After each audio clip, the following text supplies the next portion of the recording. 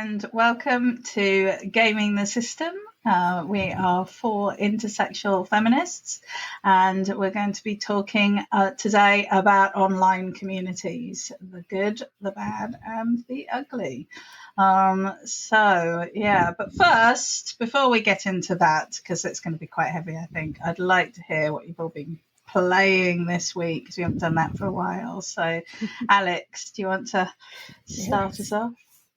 Well, I haven't done too much in terms of hours of gaming, but the only game I've been playing since the last time we spoke probably is Elden Ring, which is a surprise to me because I didn't think it was my type of game. But I'm gradually making progress in my own special way, let's say. Last time I finished, I was level 31. And I had just found a cool talisman after being transported through a chest, one of those trap chests, to a completely different area in like the other side of the map with a giant guardian, which was incredibly scary. And I ran away once I picked up the talisman, of course. But yeah, no, it's a fun game, definitely. I'm sure Matt will confirm that as well. But yeah, that I've been stuck on Elden Ring for like pretty much a month now. When did it come out? Like, probably about recently. A month, yeah. About a month, yeah. Brilliant. Well, I think you and Matt did a deep dive into Elden Ring, didn't you, last Thursday? So if anyone wants more information on that, then, check that out. Okay, well, I'm going to go to Caroline in case Matt's also been playing Elden Ring. I've been playing, and I still haven't watched your deep dive into this, and I will when I finish it, but I hate spoilers of any sort. I've been playing The Village, Resident Evil The Village, and I didn't think I'd like it as much as I did, and I really like it a lot, and I keep going on about how much I like it. I am currently running around Heisenberg's factory, so I'm hopefully getting and then I'll be able to watch your deep dive. But yes, I'm very much enjoying it, and constantly playing it with headphones on, and my poor partner having to deal with the fact that every couple of minutes I just Anyway, I'll have lots of thoughts to share once I have finished it, but I refuse to have any spoilers at this stage. So. When I played, this isn't a spoiler, when I played it, I had to keep taking my headphones off and listening because I was like, is it in the house or is it in the game? Because it just feels, the sound is so atmospheric in that game. And as you know, I'm now living somewhere quite rural, and so yes, there's a lot of like, that was in the game, wasn't it? That was. Fantastic. Oh, I'm looking forward to hearing what you think about it when you're finished. So Matt, what about you? Yeah, Alex and I did a very, very deep dive into Elden Ring because we ended up talking about it for an hour. I'm about 150 hours in and level about 180 something, I think.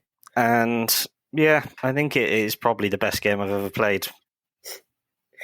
And that is saying something considering I went on from Horizon Zero Dawn, which was, I think that was probably the best game I ever played. And then I played this, and this, in many ways, it has blown Horizon Zero Dawn out of the water.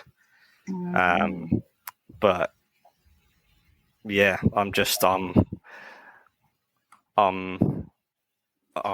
always find there's the changeover moment when you play you're immersed in a game, and then that game comes to an end, and you have to find another game. I'm mindful that gap is coming up, and I don't really know what to do when you've had two of the best games you've ever played back to back. I anticipate being a bit bereft. So we need people to comment and suggest games for Matt to try. So he doesn't be too lost in the wilderness for too long. Well, I've been seeing a lot of stuff on my social media feed about how it's too difficult to give up Elden Ring, leaving Elden Ring is too hard, and all of that. So I think you're not alone in having those concerns. Well, it's funny you should mention Horizon Zero Dawn because that's what I've been playing. and I am loving it. I like the fact that you can sneak about and do sort of stealth kills. It doesn't always have to be that you can sort of like tailor your character in that way, because for me, I do find the heavy combat quite difficult. I always just pressing the wrong buttons. I'm playing on the PC, and I do think sometimes I think, actually I can see how it would be easier to play this game with a controller, and I'm playing with the keyboard. I sometimes find, I'm just not quick enough. I'm just so old. But it's nice because it's a game where you don't have to. You can actually just do everything by stealth. And I spent a happy half hour the other day just basically waiting for creatures to come round on their little walk so I could stab them quietly and then wait for the next one. It's a good job that they don't notice the corpses and sort of go like, maybe we should go over there. But Metal Gear Solid, we used to have to drag the corpses and hide them in barrels, wasn't it, so that you wouldn't see them? I think the game that I always go on about, Thief, you had to do the same. Actually, if somebody found a body, then that was it. They would raise the alarm. So But I'm really enjoying it, and it's I spent ages taking screenshots this over the weekend because it was just, everything was just so beautiful, and I just go around a corner and like, I need a photo. So it's good game. Are you still on Zero Dawn? I am. I'll be on Zero Dawn for at least another 6 months, man. But I'll get on to new, what's it called? New Forbidden something. West. Forbidden West. Forbidden West. Wait for the price to go down. This is the good thing about taking so long to. That's another amazing thing about Elden Ring is it was £55 on PS5. Oh wow! But every other game was going, we're going to hike up to £70 and hold it there for as long as we possibly can. Elden Ring went, we'll just throw it out for the original, like a normal price, and we'll just casually be the best game that's ever been made. So double marks then. Yeah. I still think £55 is very expensive for a game, though. I think in my head they're still 35. Yeah. And it's why it's worth. I mean, like buying The Village, like 2 years later, a year and a half later on PC, and in a sale. So, like, I was like, okay, that's the amount I'm willing to pay for a game these days. Yeah. I mean, that is the good thing, as you said, Alex. I get to wait for the prices to come down on everything. So, and I don't have to pay ridiculous prices for graphics cards that you can't get hold of. So, we talked a while back about. I can't remember what the episode itself was, but we were talking about the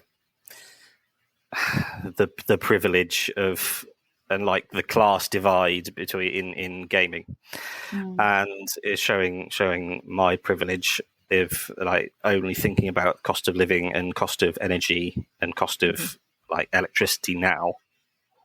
I think my thought of like the money was, you have to be able to have the disposable income to buy a console and then to buy games. But then that, even if you've got those, you have to think about the energy that you use playing them. And I'd never even considered that before. And that it's another way that the poorest people in society are being squeezed down in ways that even we don't know about it because we're not shown it. No. Yeah, absolutely. And it's interesting that you say that, because last night we turned our PS5 off, off, rather than just having it in standby. And we're starting to think about these things, and I feel that if we're starting to think about these things, then there are people who are being really, really struggling now. Yeah. So it is a crisis, and in the true sense of the word. So from that crisis to potentially another one, but a long time ago when I did my dissertation at university, I looked at the existence of online communities, and I was looking at specifically in-game communities then, and why they were, whether they existed and whether they were important, and I think now, many years later, it seems like an obvious thing. Of course, there are online communities, and we probably all have experience of that. But what I wanted to look at today was the gaming communities, and I think basically the gaming communities on across the board, really, and whether how we feel they represent gamers, how we feel they represent the industry, and how we feel they can impact on the industry. And I think I also want to look a bit, once we've had our discussion, I want to really consider the impact that gaming communities can have on the wider society, because we've all talked a lot about the power of the games industry and how influential it is, and therefore those communities that are built up around that may well have an impact on that wider society. So that's what I'd like to look at today. So firstly, I thought if we could talk a little bit about what we believe as in our gaming the system universe to be the sort of parameters of a community. So what sort of 2 or more essential core elements do you think turn a group of people into a community? And I'm going to go to Matt first. Thank you. I've been doing, I don't know if I mentioned this, I've been doing a School of Organising Union course run by the Independent Workers of Great Britain Union. So I'm a delivery driver, and it takes care workers, foster care workers, security guards, all that kind of thing. And they split it into like constituencies, 2 kinds of constituencies of people. You've got vocational constituencies, and you've got boundaried constituencies.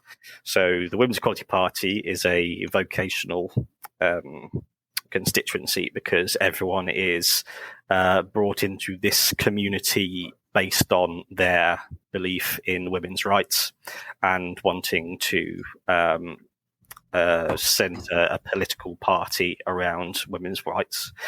Boundaried constituencies are people that are brought together through something that connects them. So, for example, women are a boundary constituency because they're women. Delivery drivers are a boundary consistency because I may not have something in common with a rider in Manchester. I might have nothing in common with them at all, but we're boundary together by those things. So I think the idea of community is when something is centered around something. That's why I like gaming communities. It's normally centered around one game or one franchise or just a focal point. And then there are things like Gamergate, which it brings together that element of boundaried and vocational, because women are wholesale attacked, and some people support them, some people don't support them, and it's just that idea of forced community. That's when someone's under siege. So there's so many different kinds of people coming together, centering around something. Absolutely, Matt. I think you've hit the nail on the head with that, and that was certainly what came out when I did my research. I haven't heard about the concept of boundaried and vocational communities. I think that's a really interesting way of perceiving it, and understanding it. And I think that was one of the things that came out, was this idea of a common aim and a common goal. And that's why, you might have a community in a village that come together to clear out the duck pond, or to do a litter pick, and that's a community. The community is built around that project, and then so that sometimes they're time limited, and once that project's done, that community disperses. But other times they'll last for longer, or they'll just move on and do more things. So it's having that sort of common interest or common goal that's really, really important. Caroline, what do you think? Communication. I know that sounds obvious, but I think like the thing that changes a random group of people into a community is when they communicate. You are a community of people if you are communicating on a regular basis. And we talk a lot about echo. Is worried that they're in the wrong echo chamber. But I think with gaming, that's with gaming community for people start trying to communicate with each other, and when you are interacting, which sounds really obvious, but when you interact with people, when you communicate with people, is when you develop empathy, understanding, and when those sort of things happen, it means that those to some extent to you, and so that a community is formed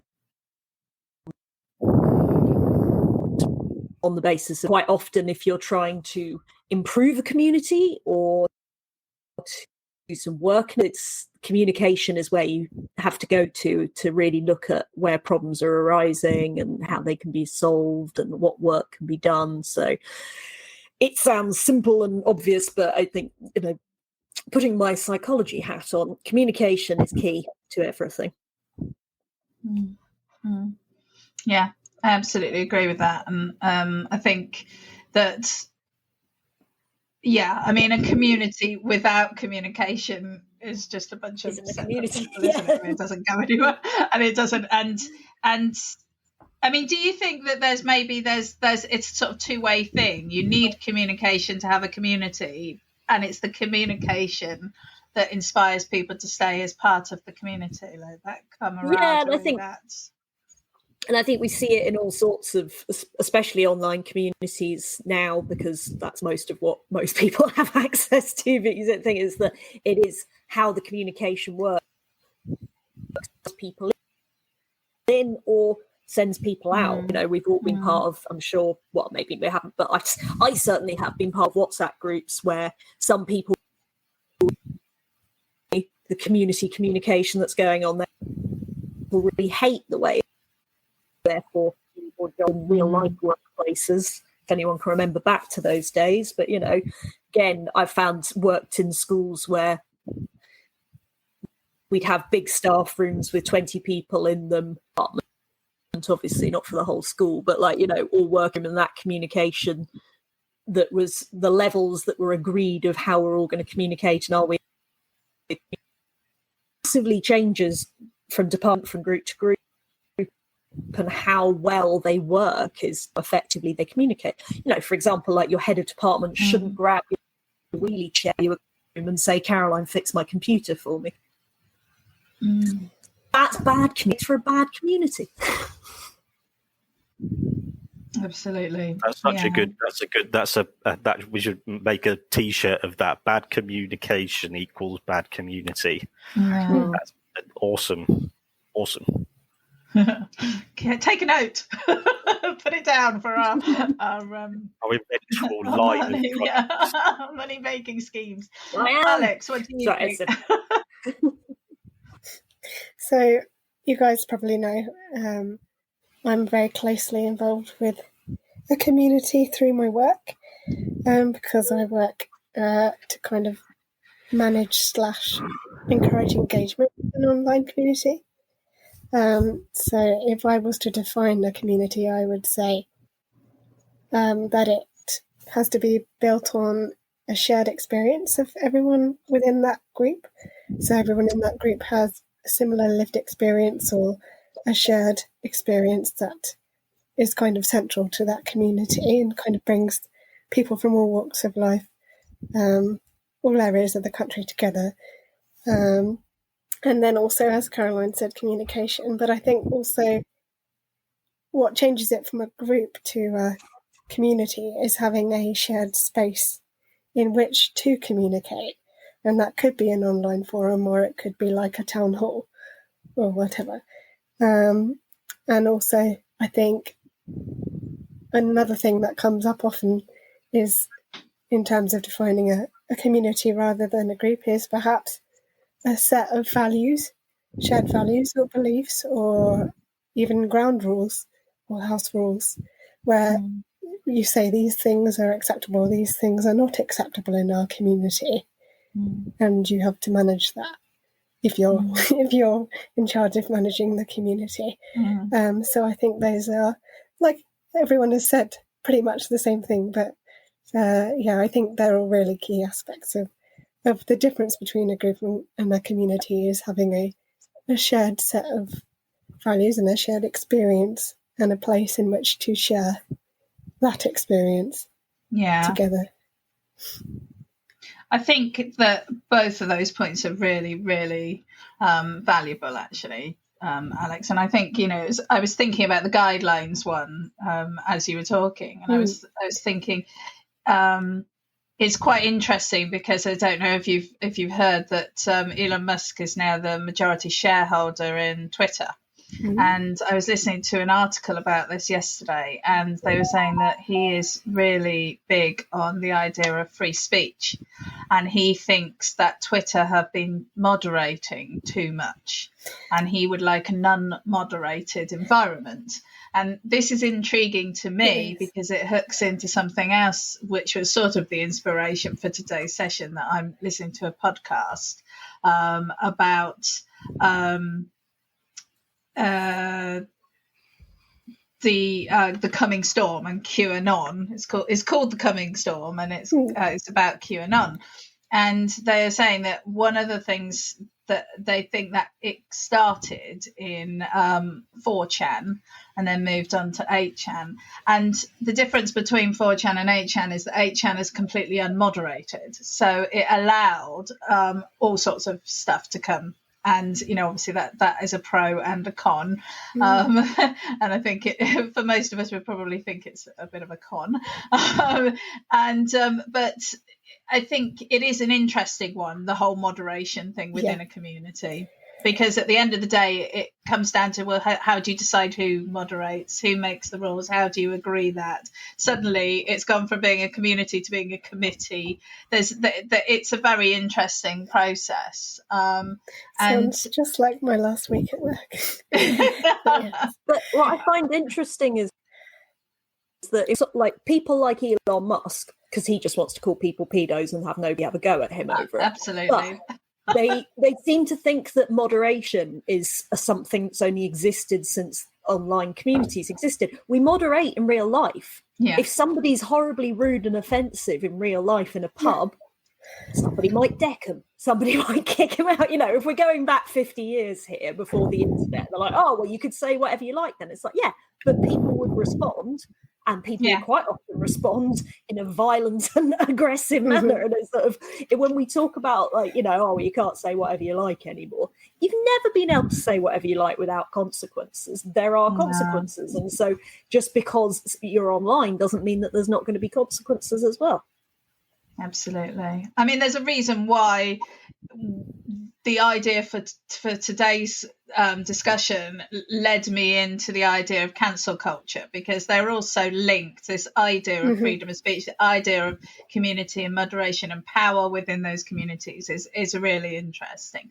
So I think what we've kind of agreed is that a community is basically a group of people, a collective of people, and that who have common goals, or a common goal. Their busy communicating, they have a space within which to do that communicating, and they have a shared set of values. And I think, and they may be moderated, they may not be moderated, and they may be vocational or boundaried, but they're so communities kind of quite an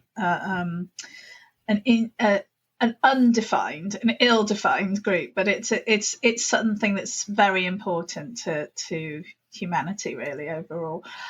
So I'm really interested in, as Carolyn says, about like the online environment for these, because that opens up a whole different set of stuff, and it structures these communities in a different way, because they necessarily have to be structured differently. There does have to be some way of managing who can do what and who can say what and what is and isn't acceptable, that steps outside of the normal social norms and boundaries. And there's also, just really interesting thing about like building up around the gaming world and your interest in computer games and all of that. So what I would like to know is, what are each of your, I think we'll start with Alex because you already touched on this, but what are each of your experiences of gaming communities specifically? Well, in terms of I think in terms of my own experience, I've only really recently become sort of, if you will, a part of a gaming community, in that, I suppose through this podcast, in that I found friends who I only know through gaming, which is quite cool.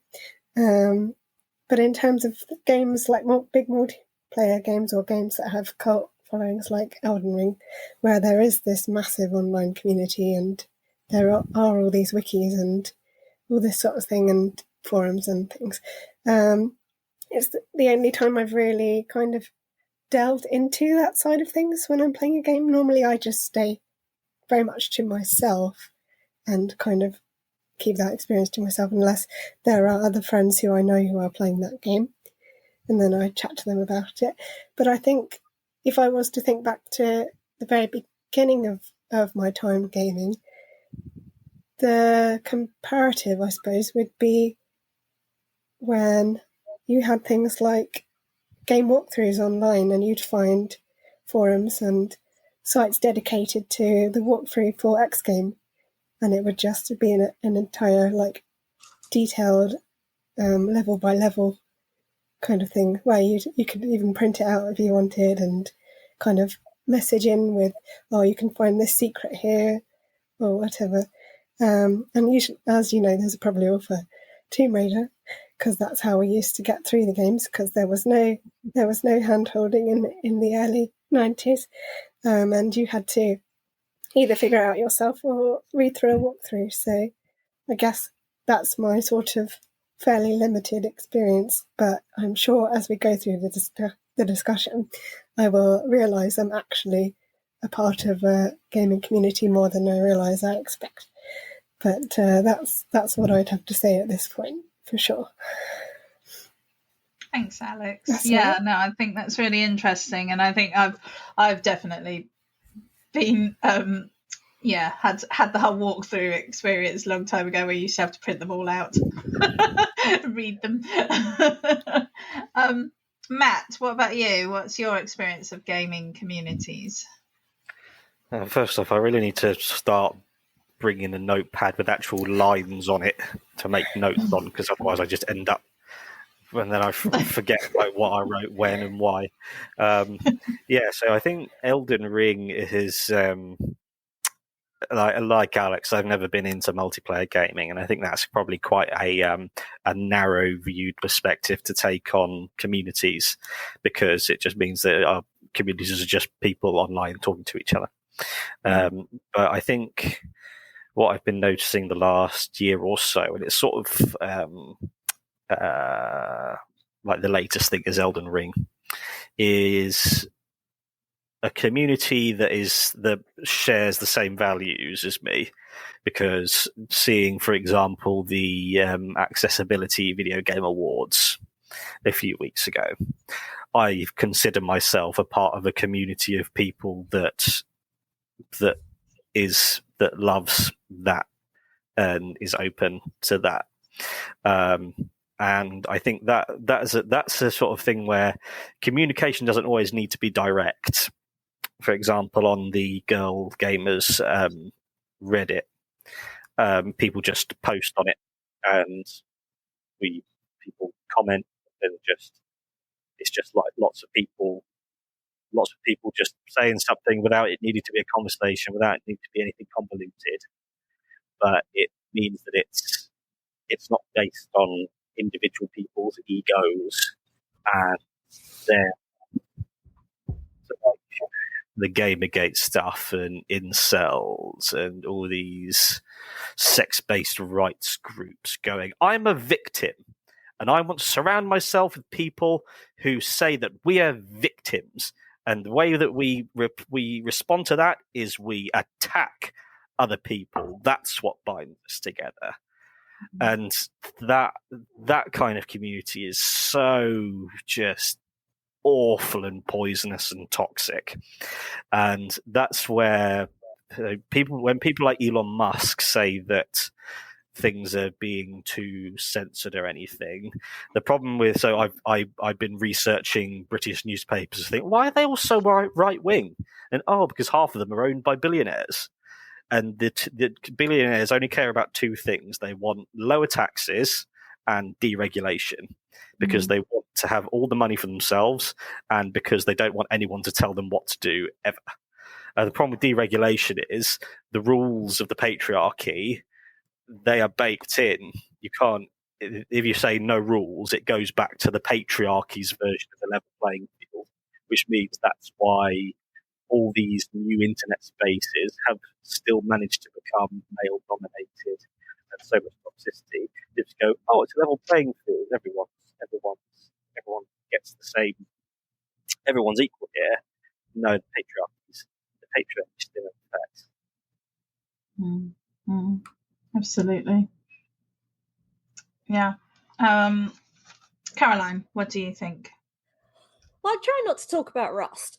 I knew you were going to talk about Rust. I know. I'll try and say stuff I haven't said about Rust before, because when you say gaming communities, I can't deny that for 6 years of my life I have been part of the Rust gaming community, off and on. At the moment, off because I don't have a good enough internet connection, which is really sad. You can't play Rust with a bad internet connection because you'll just get shot. But anyway, mostly for the last 6 years, and one of the things about the Rust community, aside from it being toxic and awful, but we can discuss that later. But it is a curated community in the sense that of Rust. For the last, one of the reasons playing this game for 6 years is that every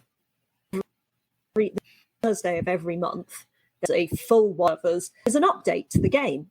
And sometimes that will be a huge update, we've introduced an entire new gaming system, the whole way XP works. Sometimes it will be, we've put polar bears in, which is cool. But, there's something, the first Thursday of every month for 6 years, this team of developers have put something new in this game. And that is what the sort of thing that keeps a community going. So if there's new stuff to discuss, there is things to go on.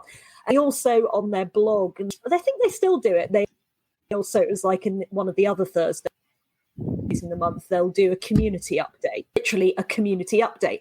And it's basically what things have people built in Rust, what cool things have people designed in Rust, because you can do creator mode as well and make your own videos and sort of use it as a sandbox world. People have created entire movies in Rust of sort of a Western fight going out. People recreated the Stanley Parable, Rust, which just blows my mind, and I absolutely love that. And that's what I think that, if for whatever, and we'll talk about the bad later, but whenever people say, God, how can you put up with the Rust community? Is because like any community, there are good people, there are bad people. There are no such thing as good and bad people. Obviously, everyone's a person, but you know what I mean. And there are highs and there are lows. And what's really, really in this world, in this world of Rust, not just in the world generally, like my life's not that sad. What keeps me in the world of Rust is that it's always changing. There's always something new. We haven't played for a few months because of the internet, which I'm still working on. I'm gonna get a 100 gig line eventually. But the problem is we're still watching the YouTube videos. There's a very Shadowfrax. If you don't watch Shadowfrax's videos, they're brilliant. And he does, and again, this man for 6 years, he does a weekly, not monthly, a weekly update video on what's new in Rust. And they're brilliant. They're funny. He's British. They're very the 5 minutes. And I've watched every single one, even when I'm Rust. And I think communities live and breathe on change and excitement and what do we all want to talk about. And I think that's one of the lovely things about gaming communities as they are. Have you seen what they've brought out now? Oh, have you seen what's going to happen next? Oh, I'm so excited about this, and that's like that. And I think, other games that I love, like Stardew, RimWorld, they have much nicer communities on the subreddits and stuff. And again, it's that joy of seeing the excitement about there's a new mod out, there's this, have you seen what so-and-so's created? And the creativity of gaming communities is something that always keeps me coming back. Absolutely. And I think, when I was doing my degree, I did a 6-month stint with the community management team for Ultima Online at Electronic Arts. And the whole aim of that team, which, was to motivate and maintain the online community within the game, and to give them things to talk about, and to do those kind of regular posts, and to get that all get those juices going really, and get it all flowing. And because I think there's a risk when communities stagnate that the crap rises to the top, unfortunately, to put it bluntly. And I think that is a problem that we have seen in certain online communities. So I've had all sorts of experience of gaming communities, although I tend to lurk rather than engage. But I dip in and out, and some are nicer than others, and so I think that it is very easy. We've lost Caroline. She's back. There we go. Welcome back, Caroline. I think it's easy to engage with them to whatever level you want to engage with them, as a utilitarian level or an actual social extension of your social life.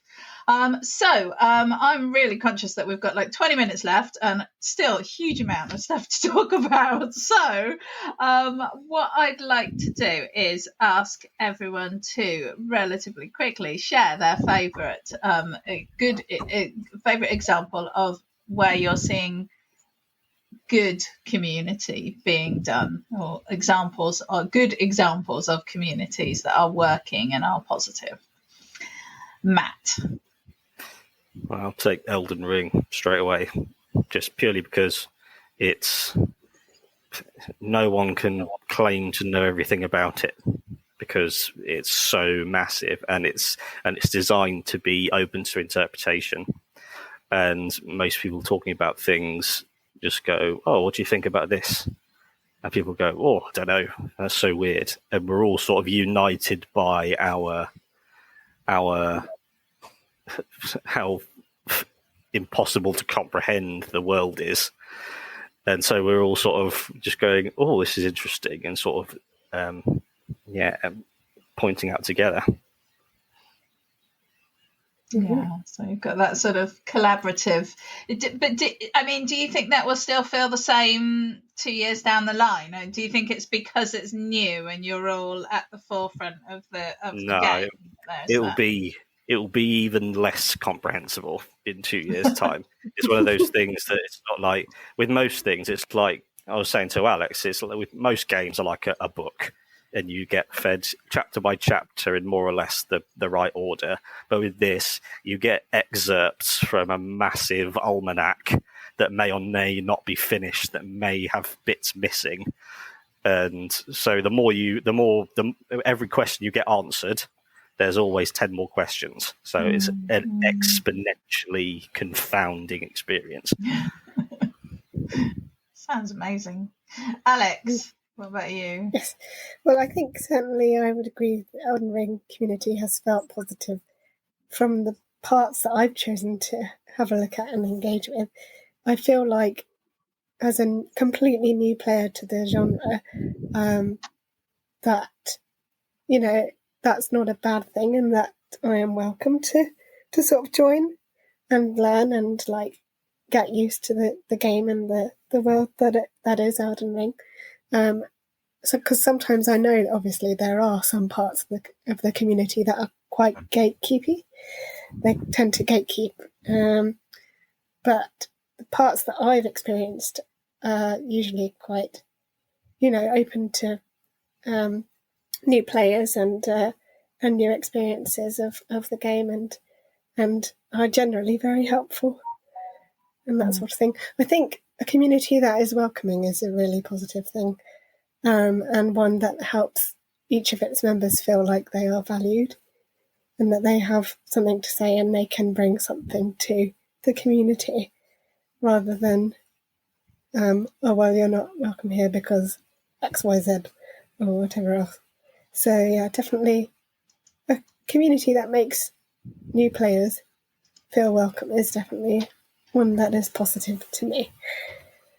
Yeah, I think that's really important. I mean, for me, it's been Steam has probably been one of my sort of examples of a good community, because it's it's more generalized, so it's about gaming rather than specific games, but it is a really good source of information and advice and reviews on all the games that I'm looking at. So it's somewhere that I feel that I can go in there and I do feel like it's a reliable source of information and a reliable source of community, I think, around games. So I think it's to me that's it's, and I mean, obviously that's a driven, it's driven by Steam, because just like Electronic Arts was promoting community, it's in Steam's interest to promote community there. So yeah, it's I think, but that just shows that when a company wants to promote and support communities, it can be a really positive experience for the users as well. So Caroline has messaged to say that she is coming back. Cool. Another thing I could add also, I suppose, to the Elden Ring thing is that if you think about the latest patch for the game, where they've now included markers on the map that show the locations of NPCs, it shows that the people at the centre of the game have listened to its community. And I think that's a really important and positive thing to have in a good community, is the people that are managing it and getting people to engage with it actually listen to feedback from the community and implement that feedback as well. So, yeah, for a game, it's especially important, I think. Yeah, absolutely. Positive things I forgot to mention is the God of War has been released on PC, and that means that modders have descended upon it and have wrought some of the most extraordinary things that I have no idea how they do it. But they've within hours of the Will Smith slap, they modded Kratos and one of the enemies to be Chris Rock and Will Smith somehow, and it's just replaced them. I have no idea how that works. And they take cutscenes and they use a free camera, so they just zoom out on what you can see happening. You go, oh, in the scene where the world serpent is emerging from the lake and the entire lake is like that, the entire rest of the lake that you can't see is completely flat, because why animate it if you're not going to see it? And also with Elden Ring, people can leave messages all over the place, but there's a very set you can choose between concepts and feelings and things, and it's fascinating. I'd love to know how they came up with it. But people have been, again, the creativity of it. Like if you go, people have been saying "but hole." If only I had "but hole," and just using it. It's just amazing. The people are so brilliant. When you give them... I think that's one of the things. It's very easy to focus on all the negative things that people do, because they tend to be the ones that make us kind of go like, oh, that's not reasonable. This person's come in and done this horrible thing in the game, or this horrible mods, or the horrible things. Like Roblox is one of the ones that's really slammed. And because it has sort of user generated content, so there is a lot of dodgy content in there, and it's targeted at very young kids, but there's also some awesome user created content. There's these people going out being super creative and putting together these things, but no, they don't get paid anything. They're doing it out of love. They're doing it for fun. And and I think it's very easy for us to focus on the negative, where community engagement and community involvement with games can be seen as negative, but actually there's such a lot of positive impact. So hooray, Caroline is back with us. Welcome back, Caroline. We haven't finished talking about all the good communities, so if you've got one that you'd like to add, now's your chance. Can't hear you. She's saying really clever things, we just can't hear them.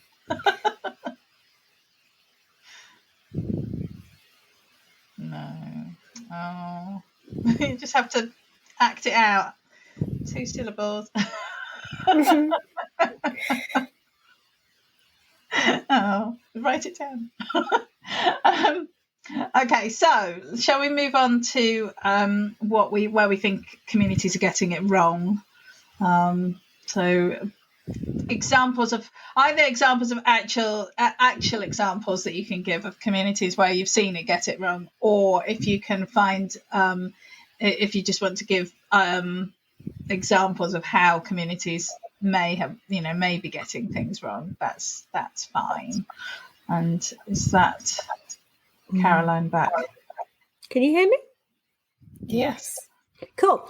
So just was going to say RimWorld, shout out to all the lovely modders out there making nice mods, not naked women mods, not like how to abuse people mods, really nice mods. So RimWorld, lovely community. And the day that RimWorld Ideology came out, so many people were trying to buy it, it basically crashed. And RimWorld's basically run by one guy called Tynan Sylvester, and his Twitter was just people going, don't worry, it's okay, we'll wait until we get it. And it's just like, that's a lovely community. Community's getting it wrong. Well, Rust. Where do I start? I was thinking about this though, and I would, just in case I lose connection again, I had one thing I wanted to say before this, which is that a lot of gaming communities are dominated by teenage boys, because that is the stereotypical view. Other communities, we've talked to many different shows about why women and minority groups don't often feel welcome and included into gaming communities. So they end up being dominated by teenage boys. And so great hashtag not all men moment, but teenage boys are horrible. I say this as somebody who spent a lot of my teenage years with lots of teenagers. I hung out with lots of teenage boys. I then have spent 10 years working in the state secondary education system. Teenage boys are horrible, and that is a problem for society. Of why do teenage boys think that making fun of somebody is hilarious? Why do they think that bullying and singling out and racism, like genuinely teenage boys do think racism is hilarious. They just, it's often not even an active thing with them. It's like racism and homophobia and misogyny with teenage boys is just something that they have learned, that they are socialized through toxic masculinity, that it's just funny, it's just hilarious, and they can't understand the reality of what they're doing. So while gaming communities are dominated by teenage boys who think that racism, misogyny, homophobia, death, fighting, all of these things that they just hilarious. I've got theories about why, but partly, that young teenage boys often don't have any responsibilities. It's much more common that young girls have responsibilities, caring responsibilities, having to just frankly, sorry to go full menstrual, the fact that when girls start having their periods, that is a responsibility. Having to manage that is a thing that teenage boys don't deal with. So not having had any worries or responsibilities, and again, obviously I don't mean all teenage boys, but the vast majority, they don't see the seriousness of life. They don't see the seriousness of the impact of these things. And I think that's why so many gaming communities go wrong. And as I say, I'm just saying that before my internet connection goes down. Sorry.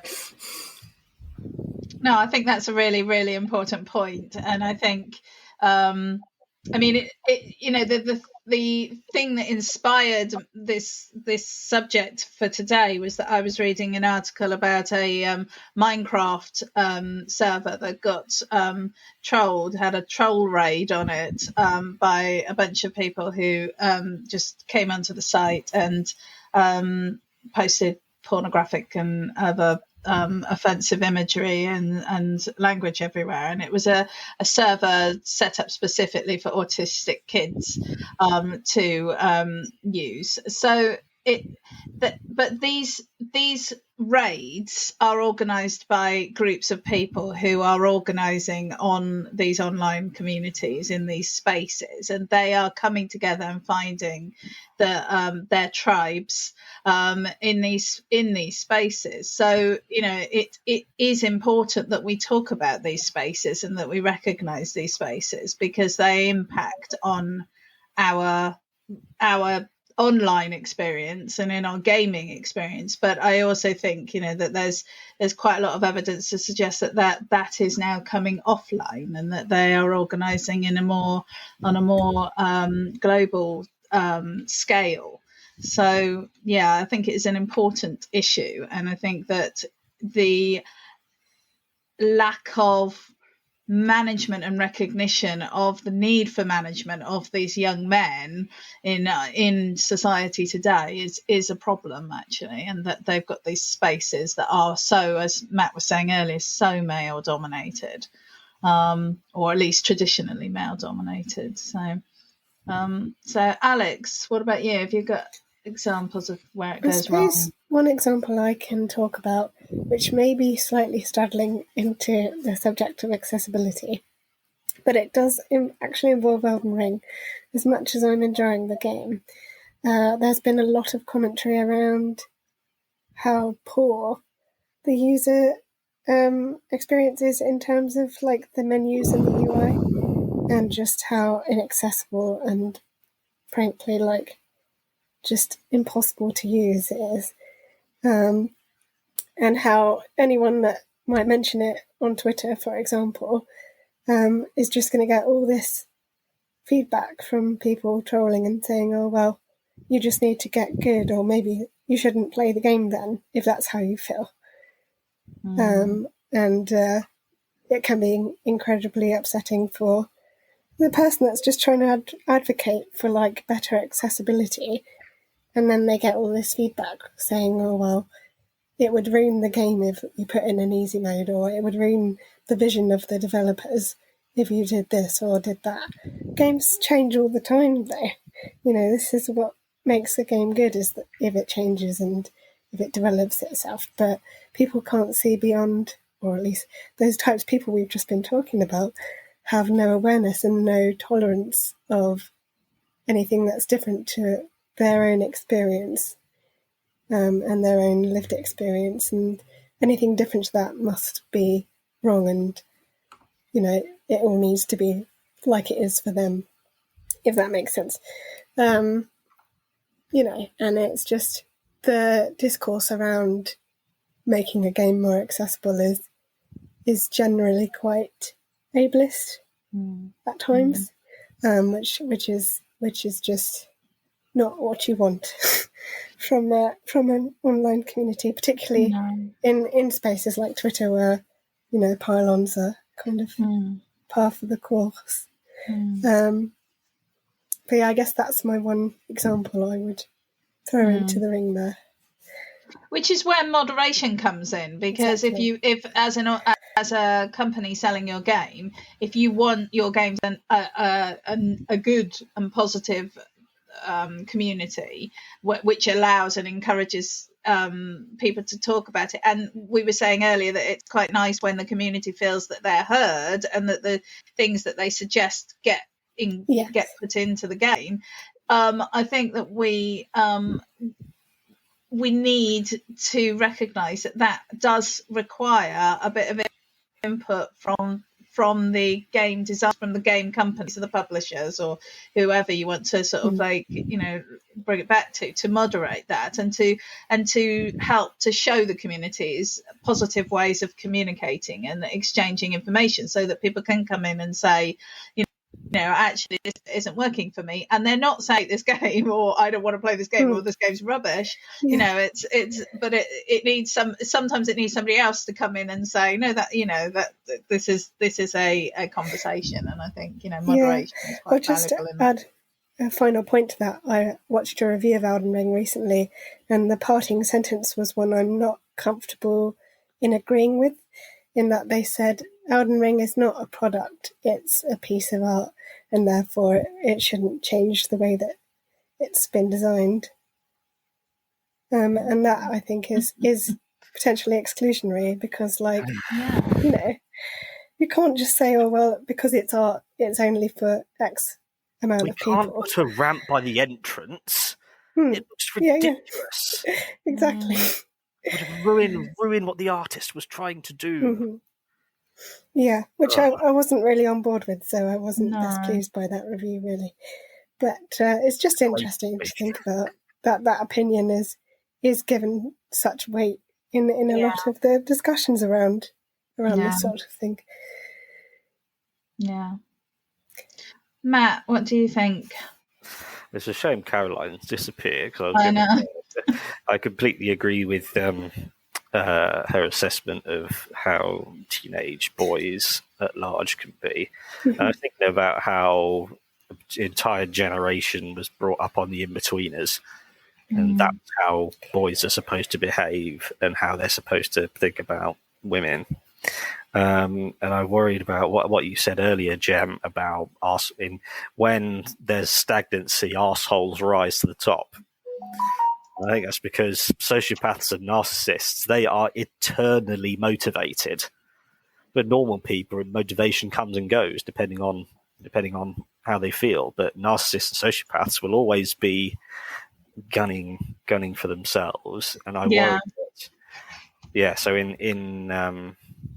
you take, I think most people can be educated and reformed out of lots of toxic things.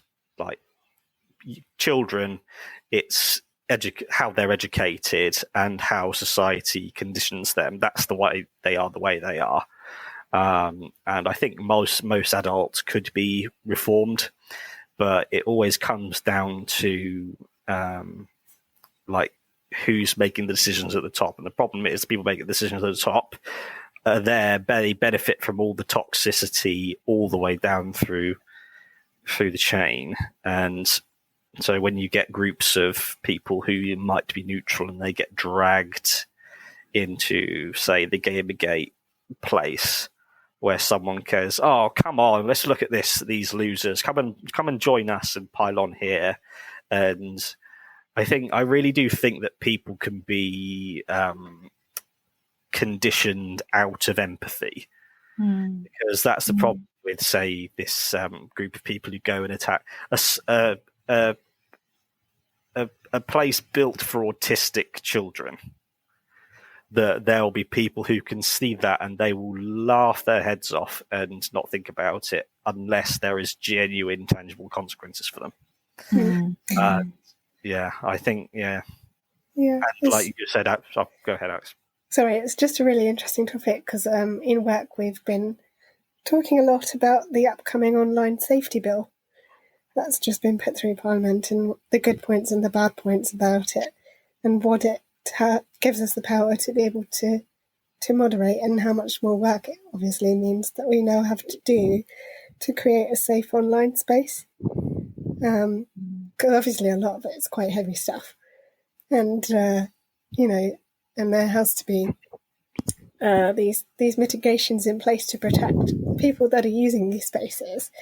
But there's a lot of talk about what is legally removable content and what's not legally removable content, and what kinds of things it might lead on to if that content was allowed to remain in an online space and all that sort of thing. So that's probably a whole other discussion, I expect. But there are hopefully going to be there's going to be more legislation in place to enable better moderation of these spaces, but it will take a lot of work, and it's not an easy job to do. Speaking from my limited experience. Yes. Yeah. I mean, you're damned if you do and you're damned if you don't when it comes to moderating in a community, and it is a really difficult job, and people that do it for a living, and I've known many people, and I've done it as a hobby. It requires, people with great patience and compassion, and have my eternal respect, actually. So we have got loads more to say about this, and we've only got through half of the things that I had hoped to cover today. So I feel like we've reached the end of our time, and obviously we've lost Caroline. So I'm feeling that maybe we need to consider doing a part 2 of this, and we can pick that up on our next airing of the show. So what I'd like to do is wrap it up there, if that's okay with you two. And but we'll just stick a pin in this, and we're going to come back to this, and we'll look at when these communities become more of a problem, and how much they influence the real world, and beyond the online spaces that they're in, and whether we think that overall they're a force for good or a force for bad within the gaming experience. So I'd like to say thank you very much to Alex, Matt and Caroline in her absence, and also ask you to subscribe and give us a review, and follow us and share us with all your friends.